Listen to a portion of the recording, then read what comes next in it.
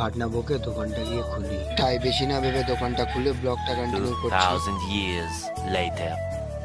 দোকান খুলে বসতে না বসতেই চলে আসলো কাজ, আর এই গাড়িটার মোবিল চেঞ্জ হবে। দেরি না করে বেরিয়ে গেলাম মোবিল আনতে। আর দোকানটা থেকে কি ভাবছো যে আমি হার্ডওয়্যার এ কি করছি? হার্ডওয়্যারের দোকানের পাশেই আমাদের আর একটা শপ আছে। ওই দোকানটা তো এখন বন্ধ রয়েছে, তার জন্য ভেতর থেকে এখন গিয়ে নিতে লাগছে। আর ভিতরে ঢুকেই দেখি লাইট জ্বালায়নি, ঘুটঘুটি অন্ধকার। তাই আমি দাদাকে বললাম কি হলো, লাইট জ্বালাওনি কেন? বললো দোকানটা বন্ধ আছে, ফাফো আমি আমার ইলেকট্রিকের বিলটা পুরাবো। ওখান থেকে বেরিয়েছিলাম বাইরের দিকে, নিয়ে নেবো আবার মোবিলটা। ফাইনালি বেরিয়ে গেলাম মোবিলটা নিয়ে দোকানের দিকে, কারণ কাস্টমার অনেকক্ষণ ধরে ওয়েট করছে। তাই আর দেরি না করে চলো দোকানের দিকে যাওয়া যাক। দোকানে এসেই ফেলে দিচ্ছি খারাপ মোবিলটা। আর শুধু মোবিল নয়, মোবিল ফিল্টারটাও চেঞ্জ হবে এই গাড়িটার। ফিল্টার লাগানো কমপ্লিট, এবার ঢেলে দেবো মোবিল।